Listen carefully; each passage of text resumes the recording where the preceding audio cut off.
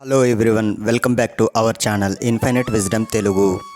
హిందూ పురాణాల ప్రకారం బ్రహ్మదేవుణ్ణి ఈ లోకం యొక్క సృష్టికర్తగాను, శ్రీ మహావిష్ణువుని లోక సంరక్షకుడుగాను, పరమశివుణ్ణి లోక వినాశకుడుగాను చెప్తారు. వీరిని త్రిమూర్తులు అని కూడా అంటారు. సృష్టికర్త అయిన బ్రహ్మ ఆయన సృష్టించిన సృష్టిలో అనేక జీవరాశులు ఉన్నాయి. అయితే అన్ని జీవరాశుల యొక్క జీవన ప్రమాణాలు ఒకేలాగా ఉండవు. కొన్ని జీవరాశులు భూమిపై ఎక్కువ జీవితకాలం కలిగి ఉంటాయి, కానీ కొన్ని జీవరాశులు తక్కువ జీవితకాలం కలిగి ఉంటాయి. బ్రహ్మ జీవరాశులని సృష్టించడంతో పాటు వాటి ఆయుష్ను కూడా నిర్ణయిస్తాడు. అలాగే ఆ ప్రాణాలకు కొన్ని నియమాలు పెట్టి ఆయుష్ నిర్ణయించి వాటిని భూమిపైకి పంపుతాడు. బ్రహ్మ సృష్టించిన ఈ సృష్టిలో మనుషులు, కుక్కలు, గాడిదలు, కోతులు ఇలా చాలా రకాలైన ప్రాణాలు భూమిపై జీవిస్తున్నాయి. అయితే అన్ని ప్రాణులు యొక్క ఆయుష్ బ్రహ్మ ముందుగానే నిర్ణయిస్తాడు. ఇతర ప్రాణుల కంటే మానవులు ఎక్కువ జ్ఞానం, ఆలోచన, విచక్షణ కలిగి ఉంటారు. అందుకే మిగిలిన జీవరాశులలాగా కాకుండా మానవుడు అతని జ్ఞానంతో జీవితంలో చాలా విషయాలను తనకు అనుకూలంగా మార్చుకోగలుగుతున్నాడు. సాధారణంగా మనిషికి ఆయుష్ 100 సంవత్సరాలు అని చెప్తుంటారు, కానీ బ్రహ్మ మనిషికి 40 సంవత్సరాలు ఆయుష్ మాత్రమే ఇచ్చాడు. అలాంటప్పుడు 100 ఏళ్ల ఆయుష్ మనిషికి ఎలా వచ్చింది? మనిషి మిగిలిన ప్రాణుల కంటే ఎందుకు ఇబ్బందులు ఎక్కువగా పడుతున్నాడు? ఇలాంటి విషయాలన్నీ ఈ వీడియోలో తెలుసుకుందాం. మన వేదాలను బట్టి చూస్తే మనిషి యొక్క ఆయుష్ 100 సంవత్సరాలు, కానీ బ్రహ్మ 40 సంవత్సరాలు మాత్రమే మనిషికి బ్రతికే అవకాశం ఇచ్చాడు. మరి 40 ఏళ్ళ ఆయుష్ 100 ఏళ్ళుగా ఎలా పెరిగింది? ఎలా మనిషి దానిని సాధించాడో ఇప్పుడు చూద్దాం. ఒకసారి బ్రహ్మదేవుడి దగ్గరికి ఒక మనిషి, కుక్క, గాడిద, ఒక కోతి వచ్చాయి. వారి అందరికీ బ్రహ్మదేవుడు దీర్ఘాయుష్ని ఇచ్చాడు. అంటే అక్కడ ఉన్న ప్రతి జీవికి 40 ఏళ్ళు ఆయుష్ ఇచ్చాడు బ్రహ్మ. కొంతకాలం తర్వాత ఆ జీవులు ఎంతో నిరుత్సాహంతో బ్రహ్మ ముందు బాధపడి ఉంటాయి. అందుకు బ్రహ్మ, ఎందుకు అలా బాధపడుతున్నారు? మీకు వచ్చిన కష్టమేంటి అని అడుగుతాడు. వెంటనే గాడిద ముందుకు వచ్చి, స్వామి, మీరు నాకు 40 సంవత్సరాలు ఆయుష్ని ఇచ్చారు, కానీ నేను పెద్ద పెద్ద బరువులు మోస్తూ చాకరీ చేస్తాను. 40 ఏళ్ళు కష్టపడి జీవించలేను.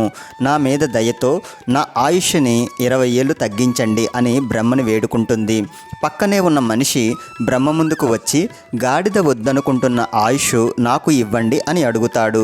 అందుకు బ్రహ్మ, నీకు 40 సంవత్సరాల ఆయుష్ సరిపోదా? మళ్ళీ ఈ అదనపు 20 సంవత్సరాలు ఎందుకు అని అడుగుతాడు. అప్పుడు ఆ మనిషి ఎందుకు ఆ ఆయుష్ కావాలో ఇలా కారణం చెప్తాడు. నాకు అప్పుడే పుట్టిన పిల్లలకు మంచి భవిష్యత్తును ఇవ్వాలంటే నాకు ఇంకో 20 ఏళ్ళు ఉంటే సరిపోతుంది అని అంటాడు. అందుకు బ్రహ్మ సరే తీసుకోమని చెప్తాడు. ఆ విధంగా మనిషి ఆయుష్ 60 సంవత్సరాలకు చేరుతుంది. అందుకే మనిషి 40 ఏళ్ళ నుండి 60 ఏళ్ళ వయసులో బాధ్యతలను నెరవేరుస్తూ గాడిద చాకరీ చేస్తున్నట్టుగా బ్రతుకుతాడు. ఆ తర్వాత కుక్క ముందుకు వచ్చి బ్రహ్మదేవుడితో ఇలా అంటుంది, స్వామి, నాకు కూడా 20 ఏళ్ళు ఆయుష్ని తగ్గించండి. ఎందుకంటే 40 ఏళ్ళు నేను కాపలా కాయటం అంటే నాకు చాలా కష్టం. అంతేకాకుండా చాలా చోట్ల నన్ను చేదరించుకుంటూ ఉండటం, ఇలా అందరితోనూ మాటలు పడే జీవితం అంటే నాకు చాలా కష్టంగా ఉంటుంది అని చెప్తుంది. అంతటితో పక్కనే ఉన్న మనిషి మళ్ళీ ముందుకు వచ్చి కుక్క వద్దనుకుంటున్న ఆ 20 ఏళ్ళ ఆయుష్ని కూడా తనకి ఇవ్వమని బ్రహ్మని వేడుకుంటాడు. ఈ 20 ఏళ్ళు ఎందుకని ఆ బ్రహ్మ మనిషిని అడుగుతాడు. అప్పుడు మనిషి ఇలా బదులిస్తూ, స్వామి, అప్పటికే బాగా కష్టపడి పనిచేసి ఉంటాను, కాబట్టి జీవితంలో పిల్లలతో గడిపే సమయం దొరకదు. అందుకే ఆ 20 ఏళ్ళ ఆయుష్ ఇస్తే నేను పిల్లలతో అలాగే వారి పిల్లలతో సరదాగా సంతోషంగా సమయం గడపగలను అని చెప్తాడు. అందుకు బ్రహ్మ సరే తీసుకోమని చెప్తాడు. దాంతో మనిషి ఆయుష్ 60 నుండి 80 సంవత్సరాలు అవుతుంది. అందుకే మనిషి 60 ఏళ్ళ నుంచి 80 ఏళ్ళ వయసులో శరీరం సహకరించక తను ఇంట్లోనే ఎక్కువగా ఉంటూ ఇంటికి ఒక కాపలాదారుడిలా బ్రతుకుతాడు. అలాగే తన 60 ఏళ్ళ అనుభవాన్ని బట్టి పిల్లలకు ఏవైనా సలహాలు ఇచ్చేటప్పుడు, మా విషయాలు ఎలా చూసుకోవాలో మాకు తెలీదా, మీరెందుకు ప్రతి దానిలోనే సలహాలు ఇస్తారు అని చేదరించుకుంటారు పిల్లలు. ఇలాంటి అవమానాలను భరిస్తూ మనిషి ఆ సమయాన్ని గడుపుతాడు. ఆ తర్వాత కోతి ముందుకు వచ్చి దానికి కూడా 40 ఏళ్ళు ఆయుష్ని 20 ఏళ్ళు తగ్గించమని బ్రహ్మని అడుగుతుంది. వెంటనే అక్కడ ఉన్న మనిషి మళ్ళీ ముందుకు వచ్చి ఆ 20 ఏళ్ళు కూడా తనకే ఇవ్వమని అడుగుతాడు. మనిషి ఆశాజీవి అని చెప్పుకోవడానికి ఇది ఒక ఉదాహరణగా మనం చెప్పుకోవచ్చు. బ్రహ్మ మళ్ళీ ఆ 20 సంవత్సరాలు ఎందుకని అడుగుతాడు. అందుకు ఆ మనిషి ఆ వయసులో ఉన్నప్పుడు నేను చివరి దశలో ఉంటాను, జీవితం అంతా అలసిపోయి ఇక విశ్రాంతి కోసం ఎదురు చూస్తాను, అందుకే మీరు ఆ 20 ఏళ్ళు నాకు ఇస్తే నేను హాయిగా విశ్రాంతి తీసుకుంటాను అని చెప్తాడు. దాంతో బ్రహ్మదేవుడు ఆ 20 ఏళ్ల ఆయుష్ని మనిషికి ఇచ్చాడు. ఆ విధంగా మనిషి ఆయుష్ 40 నుండి 100 సంవత్సరాలకి మార్చాడు బ్రహ్మదేవుడు. ఇక 80 నుండి 100 సంవత్సరాల వయసు మధ్యలో ఎంతటి ఆజానబాహులైనా సన్నగా మారడం, మనిషి కళ్ళు చిన్నగా మారి చర్మం మొత్తం ముడతలు పడి ఎలా అయితే మనిషి కోతి నుండి వచ్చాడని చెప్తారో అలాగే చివరి దశలో మనిషి కోతిలా మారినట్లు కనిపిస్తాడు.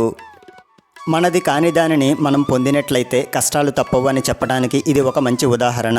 ఎందుకంటే మొదట బ్రహ్మ ఇచ్చిన 40 ఏళ్ళు మనిషికి ఎంతో సంతోషంగా ఉంటుంది.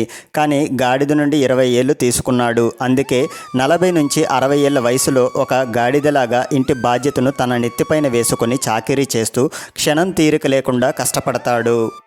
కుక్క నుండి 20 ఏళ్ళు తీసుకున్నాడు. అందుకే 60 నుండి 80 ఏళ్ల వయసులో ఎక్కడికి వెళ్ళలేనటువంటి పరిస్థితిలో ఇంట్లోనే ఇంటికి ఒక కాపలాదారుని వలె ఉంటాడు. ఎందుకంటే ఎక్కడికి వెళ్ళలేని ఉదంతంలో ఉంటాడు మనిషి. అలాగే తన కడుపున పుట్టిన పిల్లలు తన మాటకు విలువ ఇవ్వని సందర్భాలను ఎదుర్కొంటాడు. ఇక కోతి నుండి 20 ఏళ్ళు తీసుకున్నాడు. అందుకే 80 నుండి 100 ఏళ్ల వయసులో మనిషి రూపంలో అనేక మార్పులు వస్తాయి. కళ్ళు పెద్దవిగా మారటం, చర్మం కిందకి జారి కోతిని పోలిన విధంగా కనిపిస్తాడు. తనది కాని వాటిని తీసుకున్నందుకే మనిషి కష్టాలు పడుతూ ప్రశాంతం లేని జీవితాన్ని అనుభవిస్తున్నాడు. మళ్ళీ ఇంకో మంచి కాన్సెప్ట్తో మీట్ అవుదాం. మీకు ఈ వీడియో కనుక నచ్చినట్లయితే లైక్ చేయండి, షేర్ చేయండి, అలాగే మా ఛానల్ని సబ్స్క్రైబ్ చేసుకోండి. Thank you.